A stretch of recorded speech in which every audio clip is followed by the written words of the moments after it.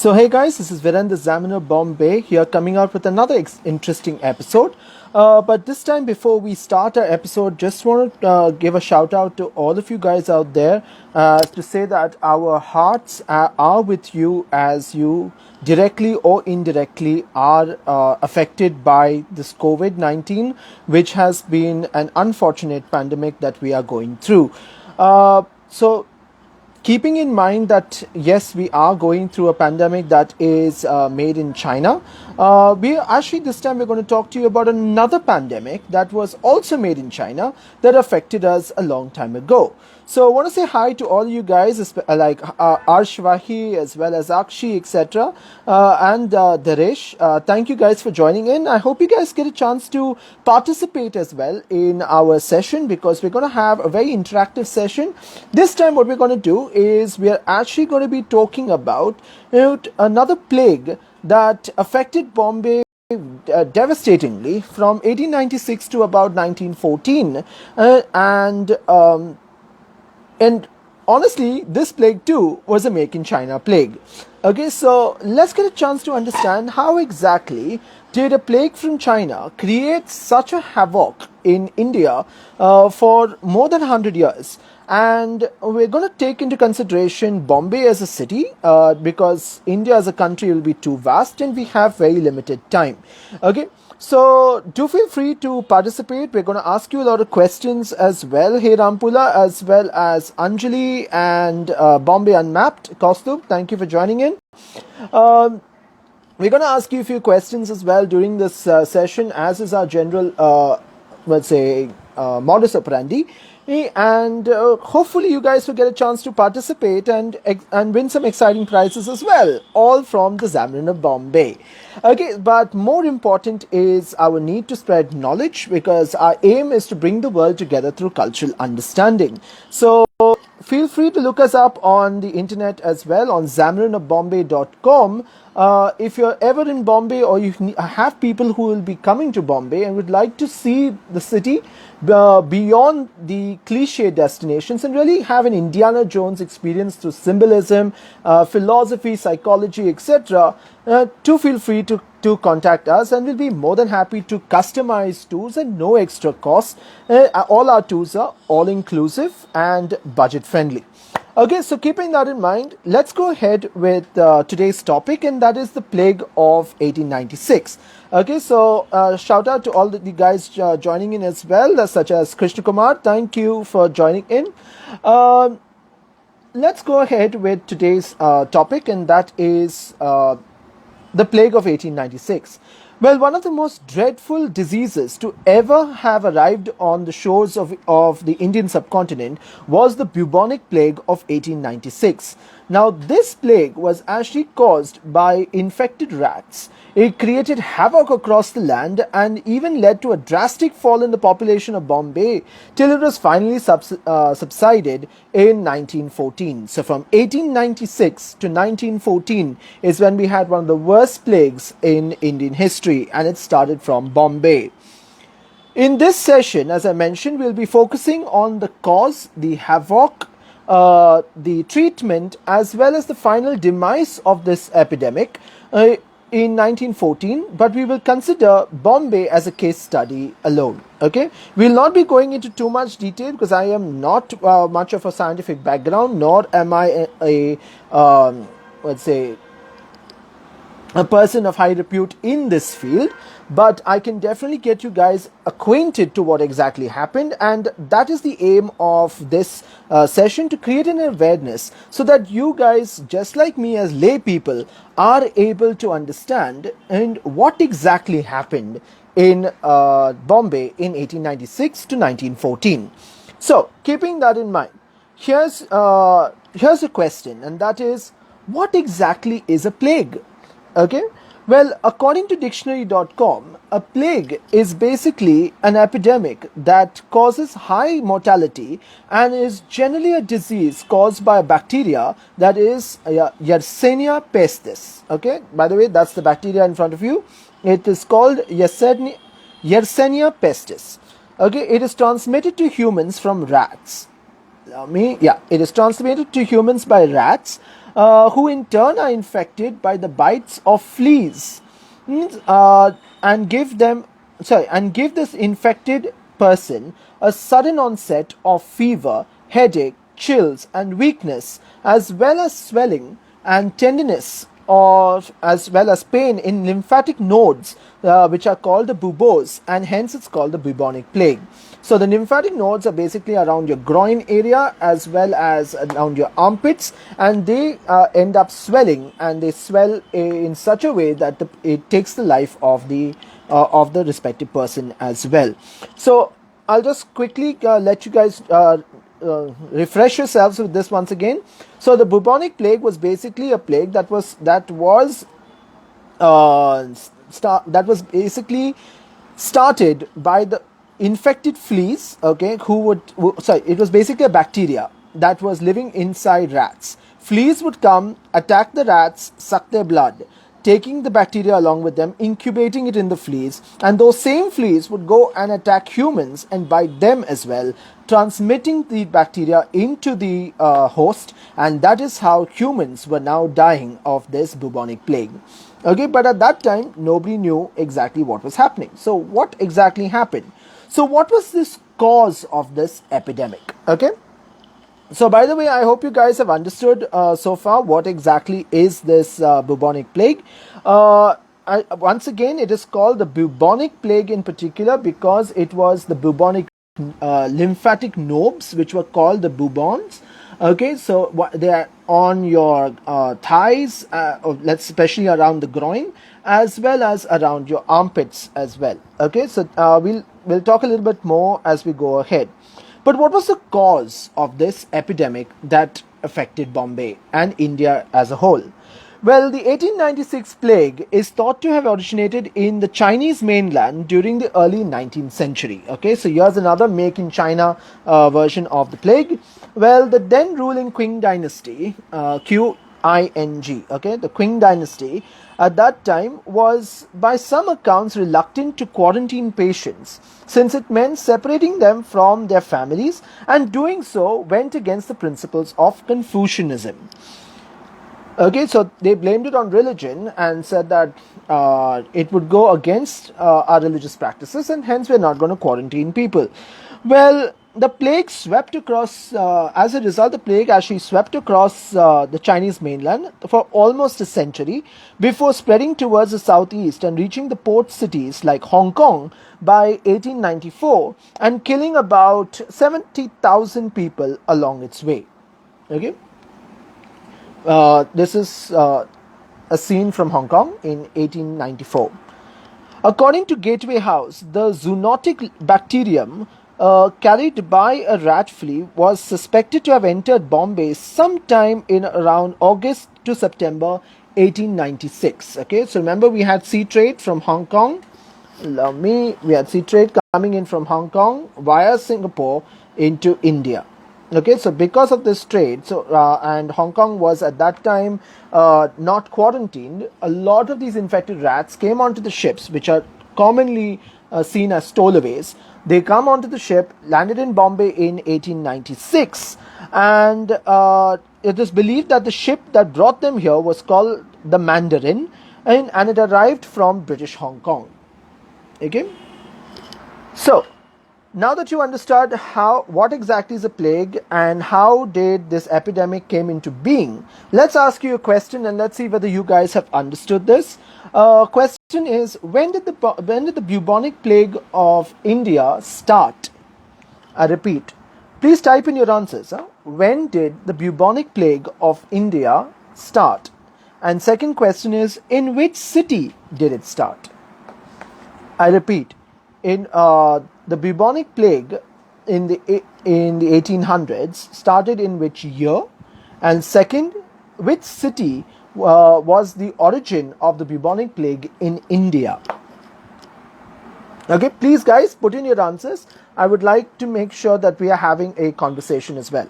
Very good, Kester. It is 1896. Okay, I'm very impressed. And the second question is, which city was the start of the bubonic plague in India? Okay, very good, Krishna Kumar. It is 1896. Very good, Rampula as well. And Kester and Rampula as well as Krishna Kumar got right. It started in Bombay. But then comes the question is, from which city did it come to Bombay? Very good, Akshi. But from which city did it come to Bombay? Which Chinese city did it come to Bombay?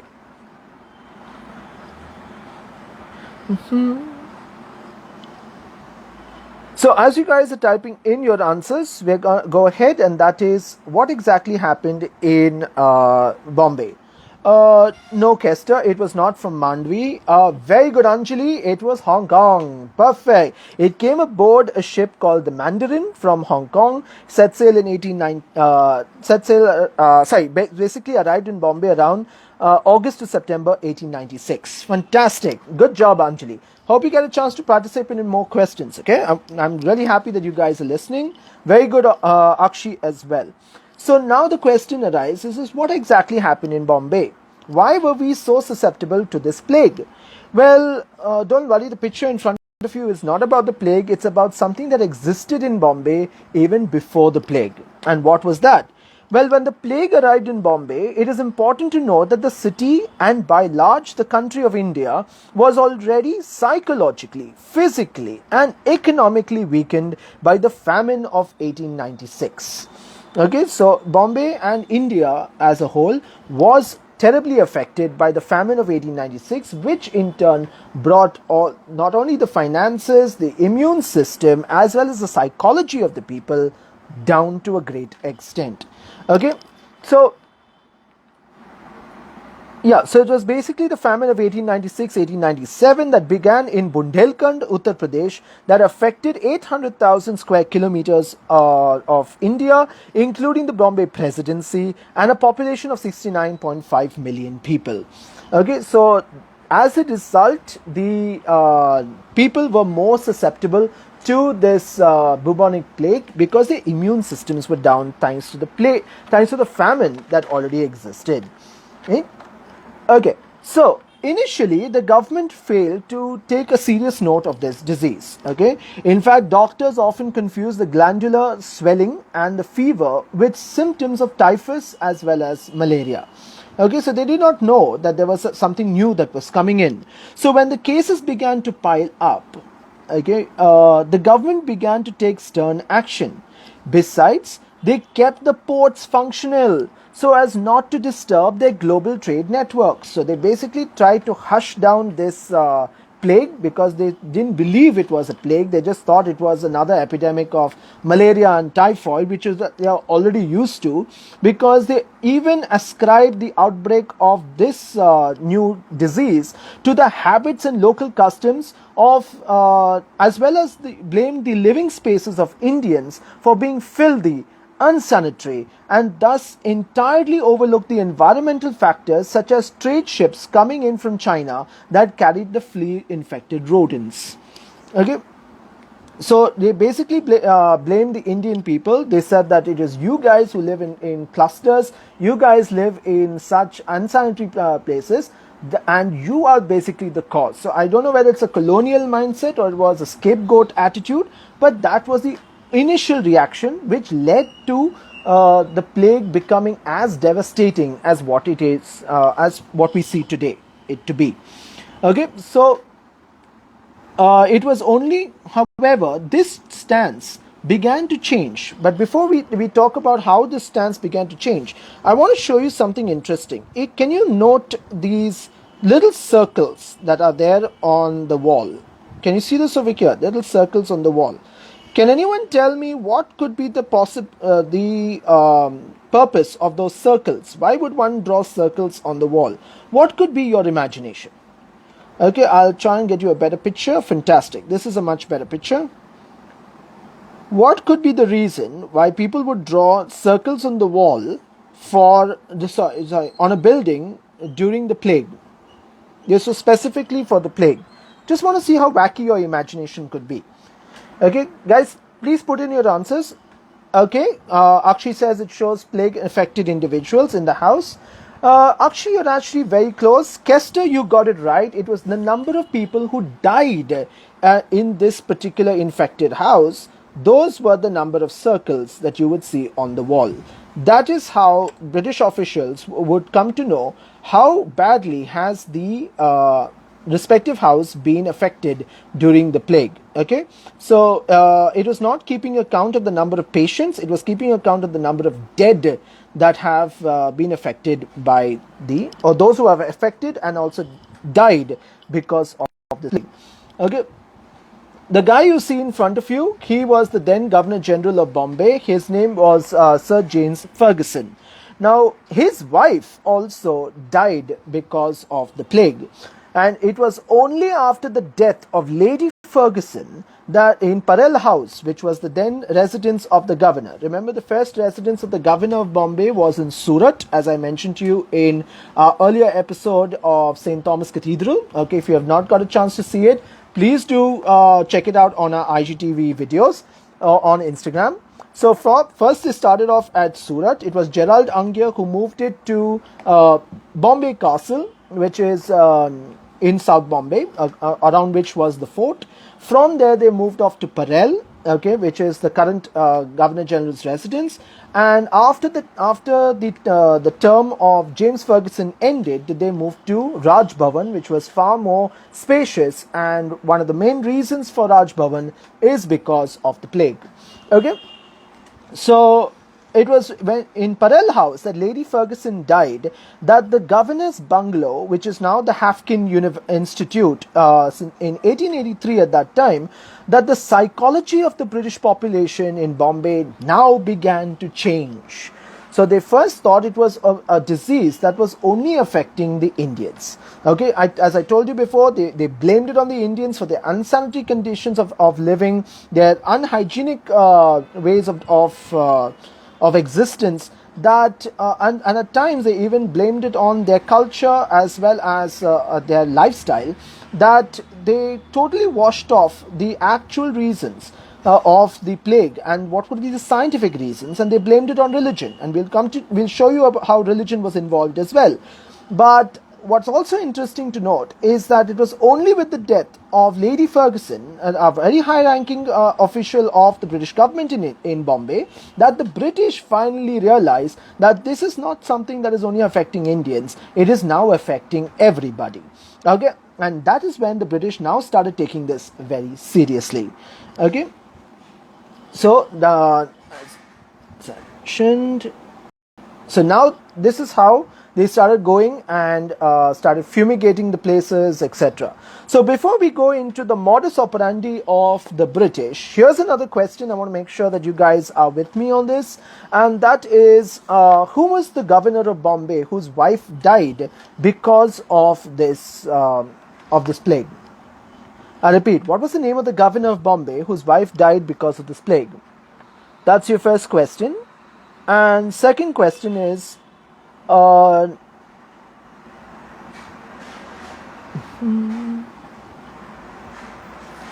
on guys, please put in your answers. Huh?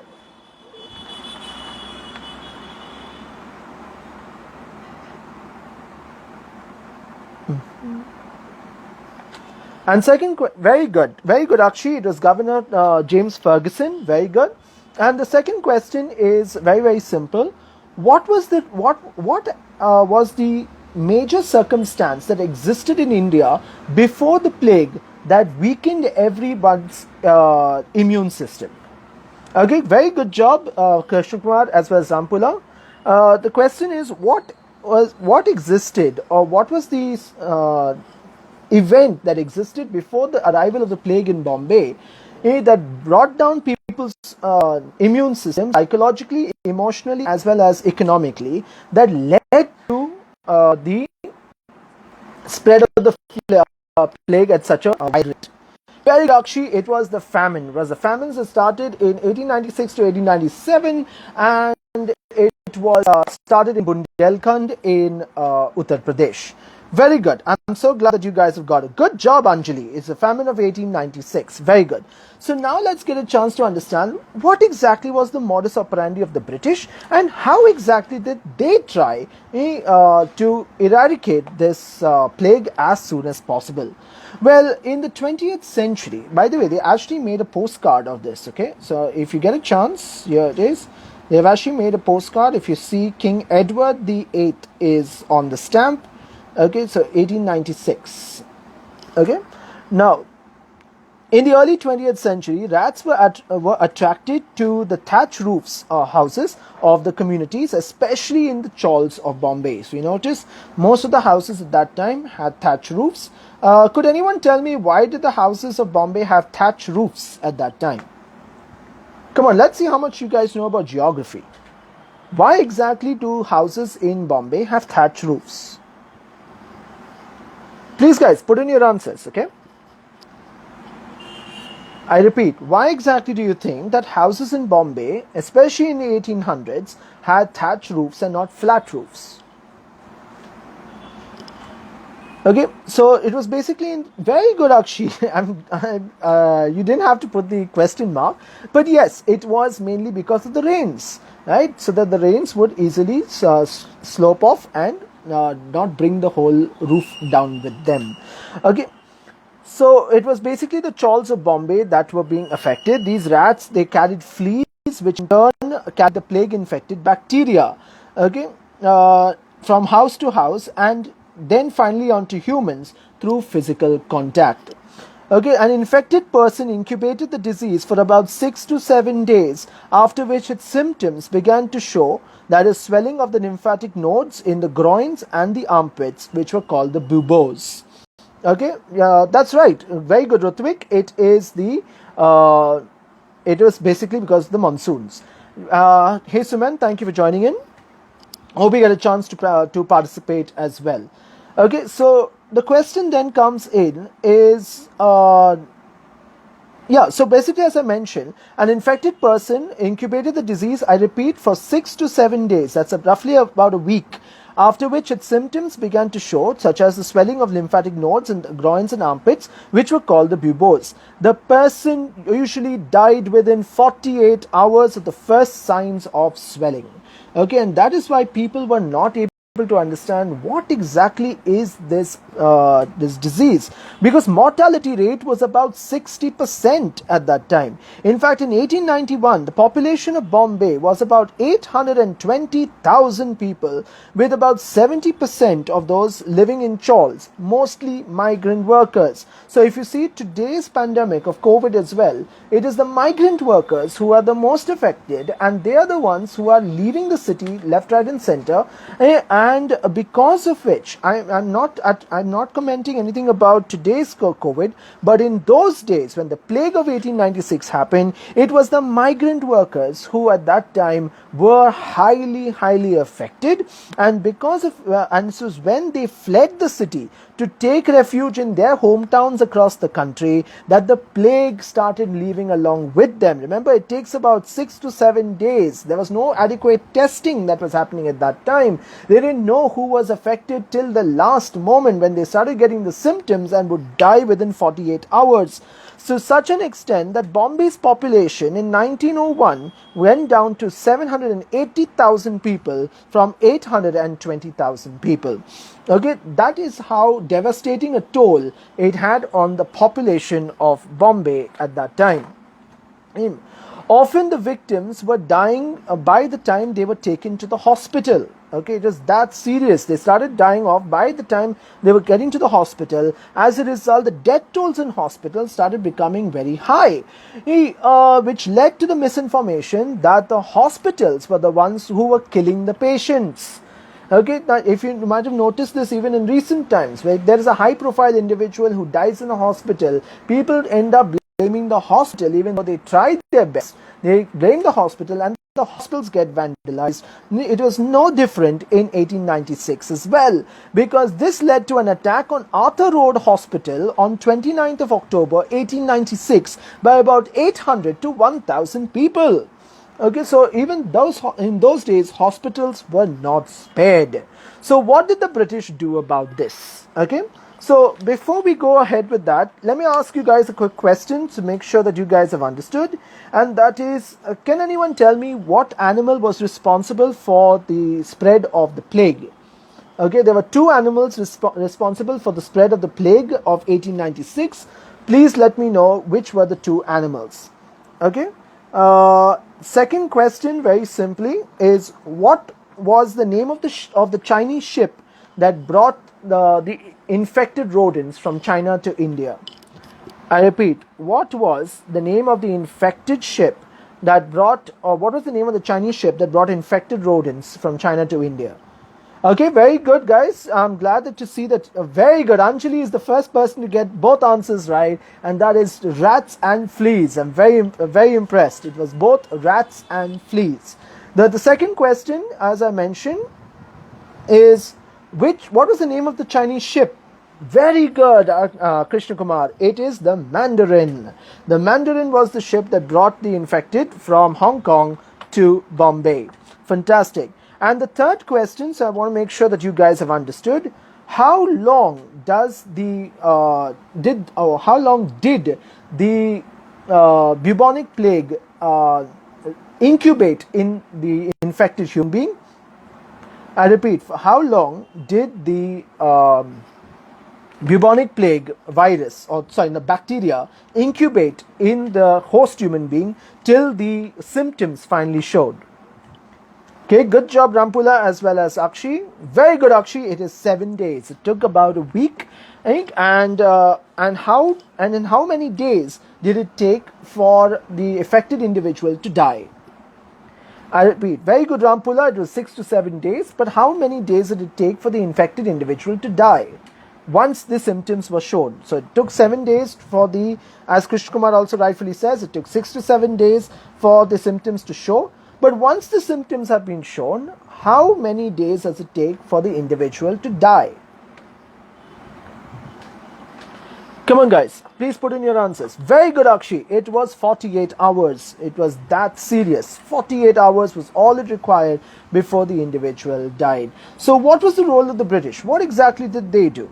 Well, the British passed the Epidemics Act of 1897 that resulted in the financial control over the plague expenditure, and it took away the control of the BMC, or the Bombay Municipal Commission. Okay. By the way, just want to check, does anyone know who was the first municipal commissioner of Bombay? There's a famous market that is named after him. Can anyone tell me who was the first Bombay Municipal Commissioner? There was a famous market named after him. Come on, guys, type in your answers. Just want to make sure that we are with each other on this. I just want to know how much you guys know about Bombay as well. So it'll be great to see your awareness as well. So, who was the first Municipal Commissioner of Bombay? Is your first question. Okay. So the Epidemics Act, as I mentioned, was passed in 1897, and it also led to the creation of the Plague Commission. Okay, so a Plague Commissioner was set up.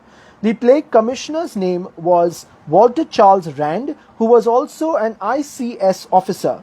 ICS in those days was called the Imperial Civil Service. Imperial Civil Service was later after independence became the Indian Civil Service, or the ICS. Okay, I repeat, the former name of the Indian Civil Service was the Imperial Civil Service.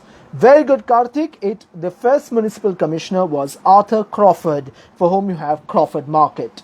Okay, so Crawford Market was the first market to have actually electricity in around 1835, if I'm not mistaken, round about that time. Okay, but good, I'm impressed that you guys know about it.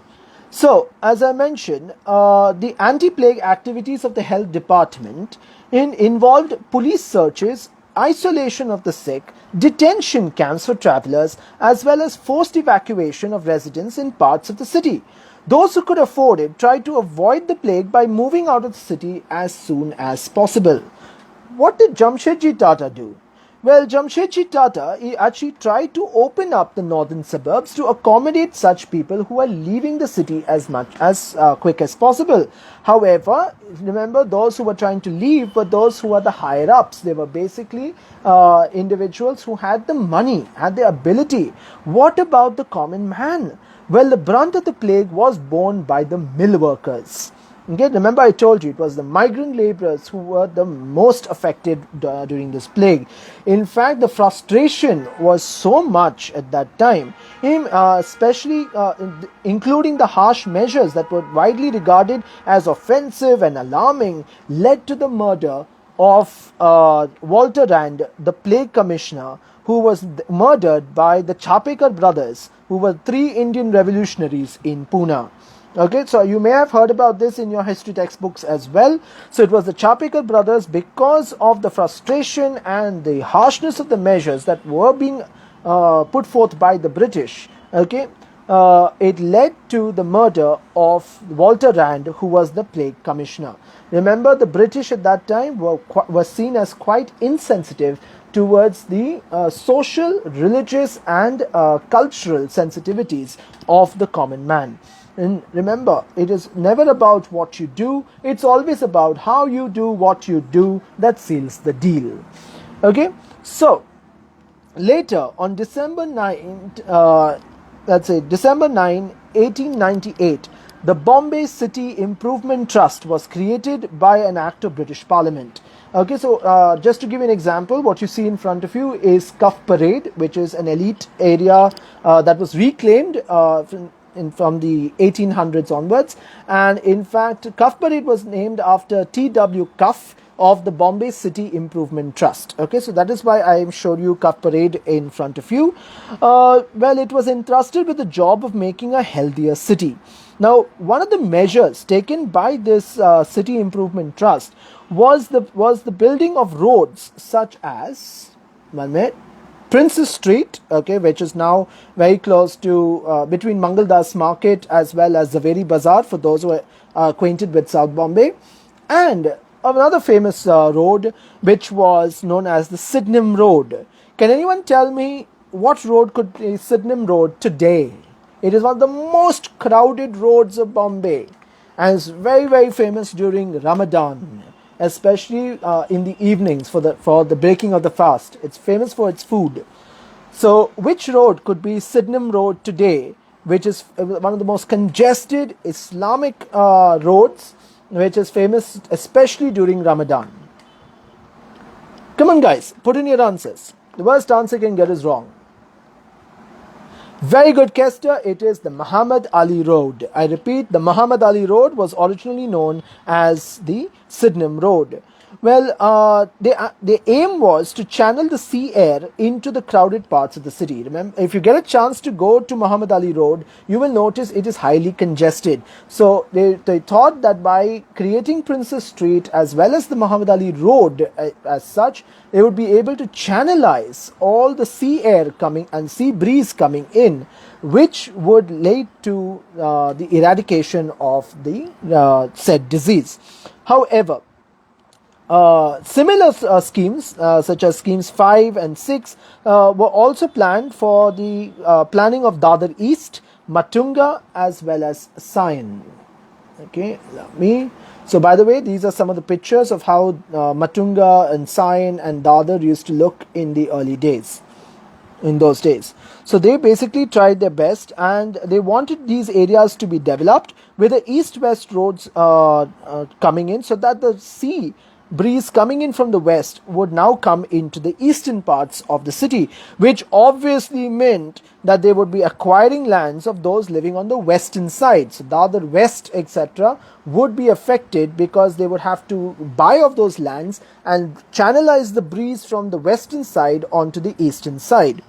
Okay, now this obviously led to the landowners of the western parts of India to protest. And after a meeting that was held at Dr. Antonia da Silva grounds in 1915, a resolution was passed on the developing of the Mahim wooded areas instead, which led to the creation of Shivaji Park. Okay, this is the largest park of Bombay. I repeat, the Shivaji Park is the largest park of Bombay. It was created in around this time. Okay, and Shivaji Park Mahim scheme was one of the first planned precincts of the city. In fact, it was originally, I repeat, Shivaji Park's original name was Mahim Park.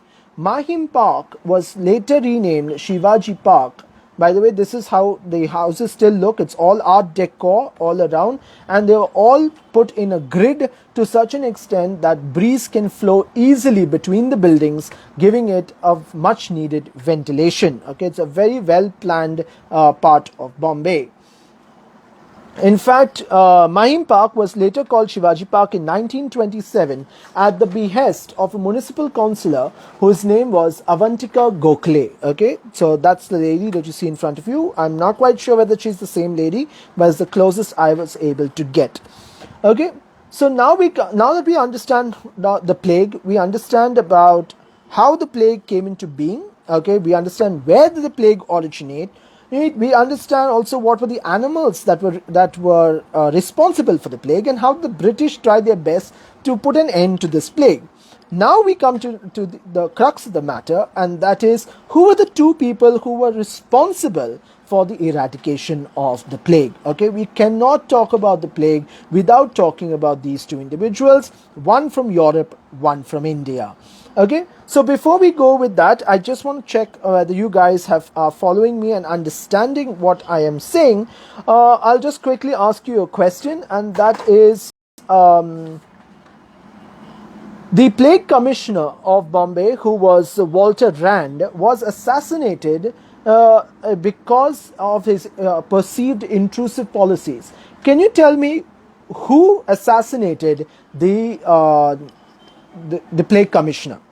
Okay, that's one. The second question that I want to ask you is, what is the former name of Indian Civil Services? I repeat, what is the former name of Indian Civil Services? And the third question that I want to ask you is, who were the people that bear the brunt of the plague? I repeat, who were the people who bear the brunt of the plague? Very good, Akshi. It was the Chapika brothers who assassinated him in Pune. Very good. Okay. The second question, as I asked you, was who were the people that bear the brunt of the plague? Okay, and very good, Krishna Kumar. The earlier name for the Indian Civil Services was basically the is the Imperial Civil Service. That's right. I do apologize about this. Perfect. Okay, as the ICS, it is the Imperial Civil Service. Okay, and that's right, Akshi. It is basically the mill workers. I'm pretty impressed. Okay, so now that we got a chance to get to know the factors that led to, the factors that caused, and the factors that basically the events and the modus operandi of the British, let's get a chance to get to know the two individuals who played a major role in the eradication of this plague. The first person we're going to talk to you about is Dr. Asasio Vegas. Okay, so Dr. Asasio Gabriel Vegas was a very important individual. Why? Anyway, yeah. On September 23rd, 1896, the first official case of the bubonic plague in India was reported by an Indian physician named Dr. Asasio Gabriel Vegas from a house near Masjid Bridge at Mandvi district of Bombay. Okay, so Kester, I think this is what you were trying to put in when you put in the word Mandvi. It was first detected in Mandvi as an official case. Okay, Dr. Vegas was basically, let me get you another picture. Okay, so Dr. Vegas was basically a Goan doctor from Arapora, Goa, and later he also became the president of the Bombay Municipal Commission and a municipal councillor for many years. It was he who noted that the plague was caused. This is how the modus operandi, in case for those guys who did not get a chance to understand it when we said it before, here is how it started. It is basically, it was he who noted that the plague was caused by the bite of an infected, it was basically caused by the bite of an infected flea onto rodents. Okay, so a flea would bite an infected rodent. The bacteria would be in the flea. It would then come and bite the individual. For about 1 week, you will not see the symptoms. Once the symptoms come, you only have 48 hours to live. Okay, that's basically how it was. Okay, so I'll repeat it. It was he who noted that the plague was caused by the bite of an infected flea in rodents, or in contact with the carcass of an infected rodent as well by humans. It was not necessarily a bite by a flea.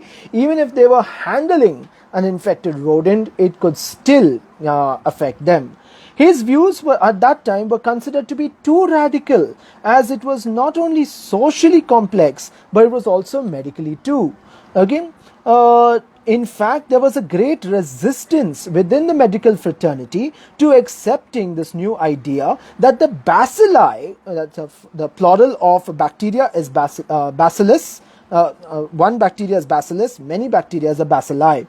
Okay, so it was the idea that the bacilli were responsible as the cause of this disease. Okay, they did not believe that it could be a bacilli. In fact, the dominant view at that time, and remember the British at that time took this from the plague of the Middle Ages, and the plague in the Middle Ages also had the same reasoning. But their reasoning was that at the same time, that the dominant view at that time was that the plague was seen as a divine retribution for man's sins.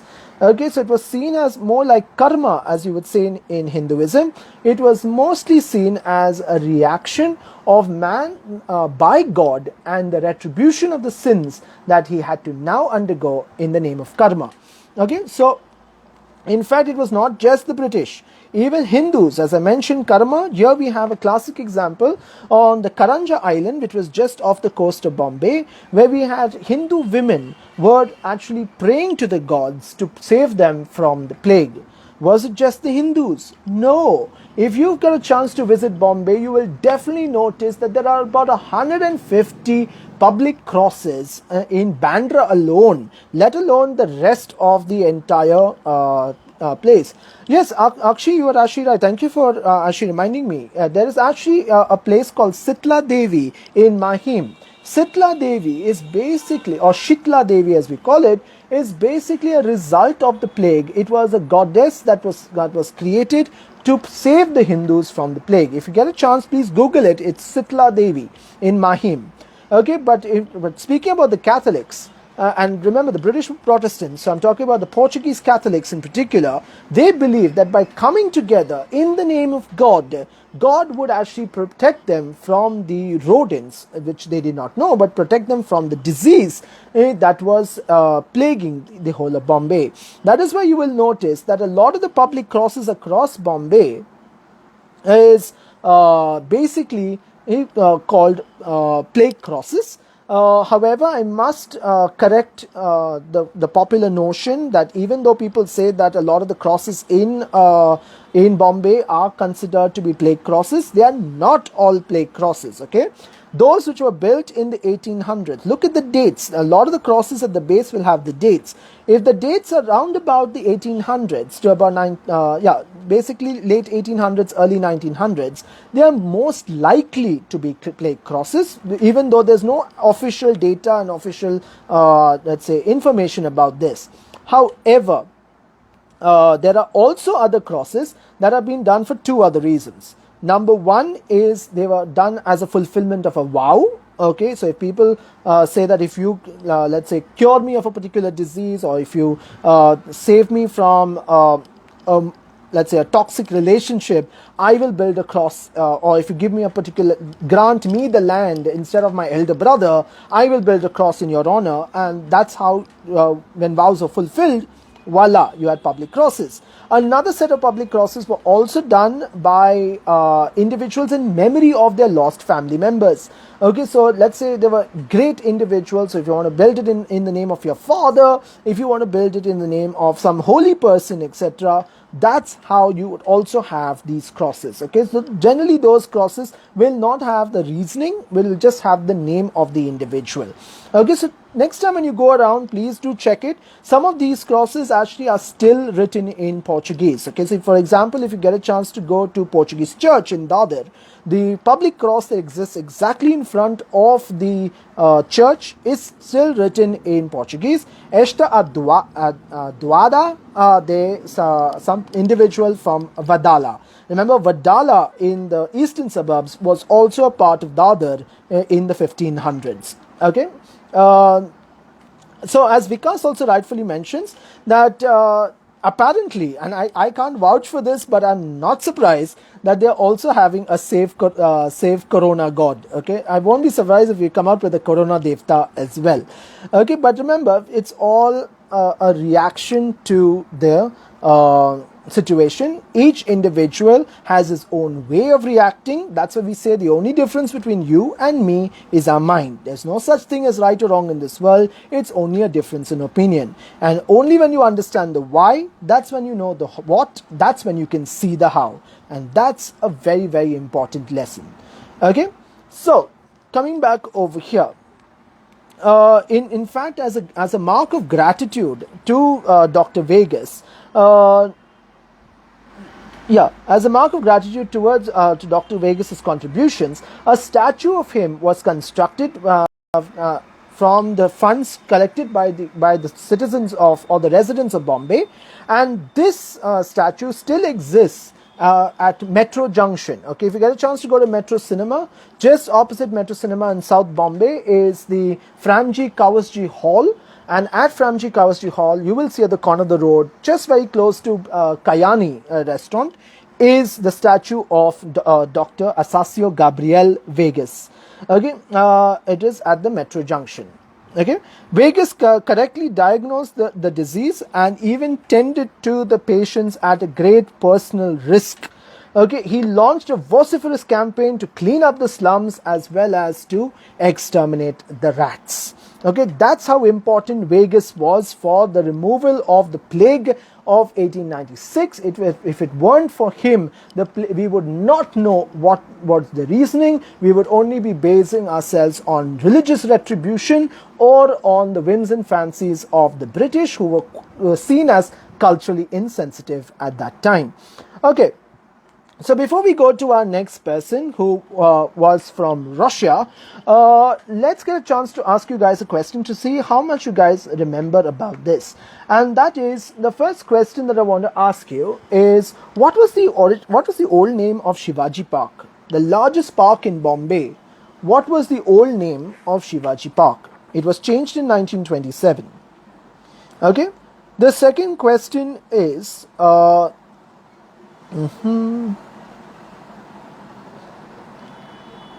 Come on guys, what was the old name of Shivaji Park?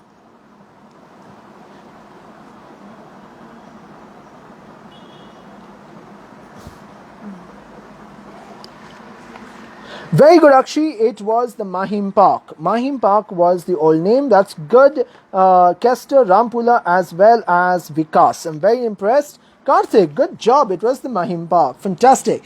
Now, the next question I want to ask you guys is, let me see if you guys remember this.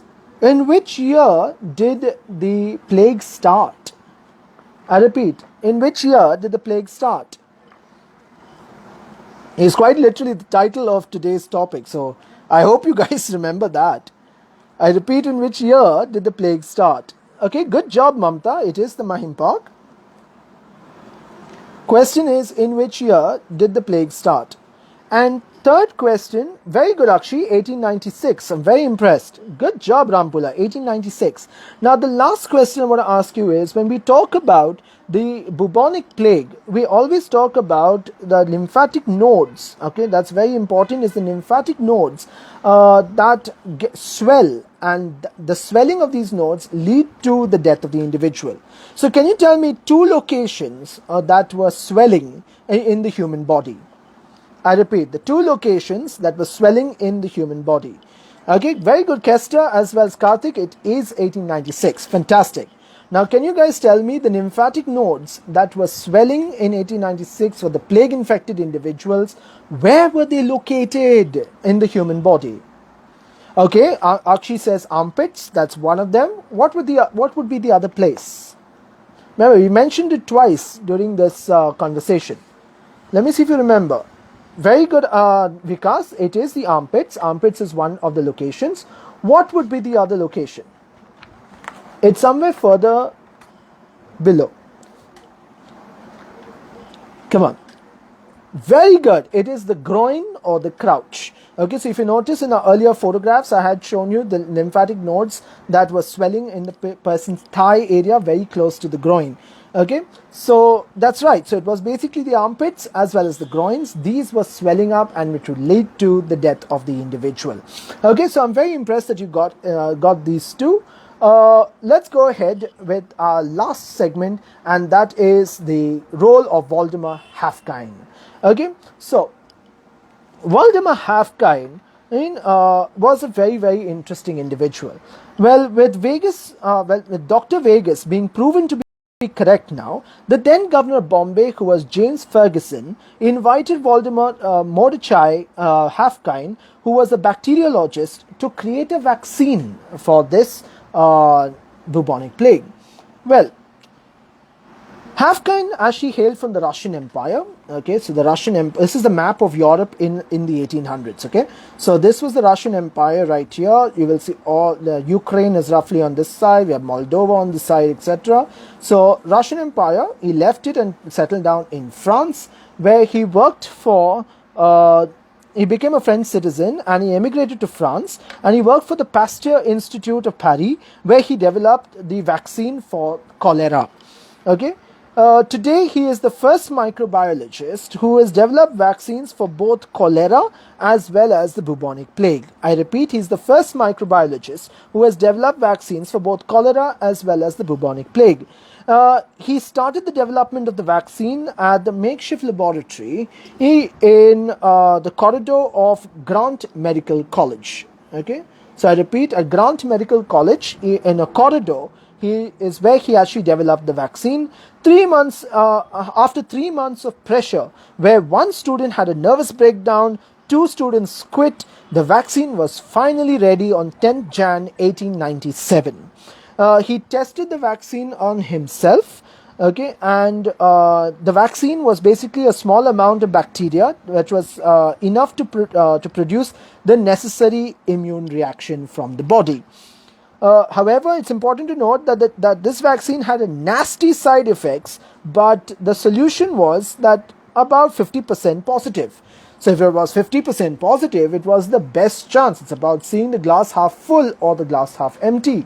So they went on and tried it. In fact, the first human trials were done on volunteers of Baikala jail. I repeat, the first human trials were done by the prisoners of Baikala jail who survived. Only 7 of them died.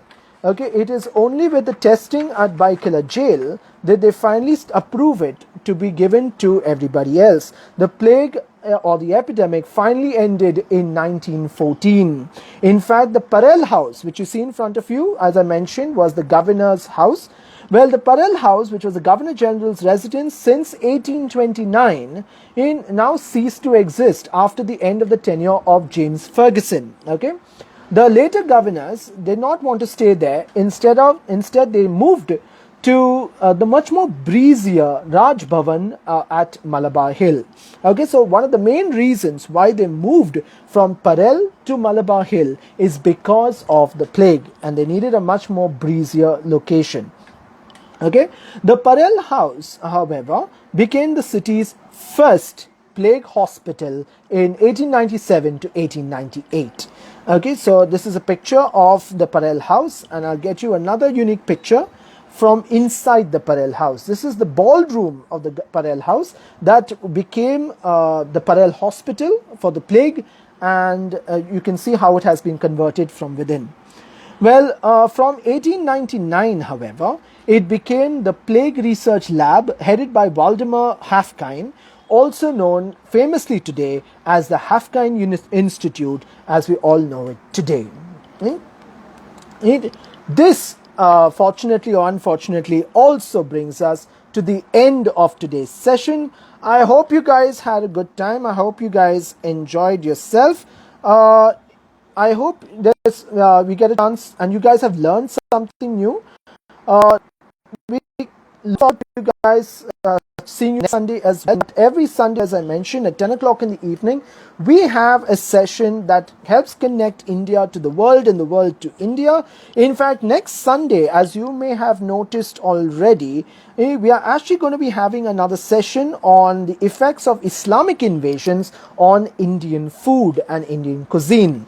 Okay, do feel free to put in your comments and your reviews as well, because we would like more and more people to get to know about what we are doing and how we are trying our best to get knowledge out there to ensure people are aware of their history, their culture, as well as how they're connected to the people across the world.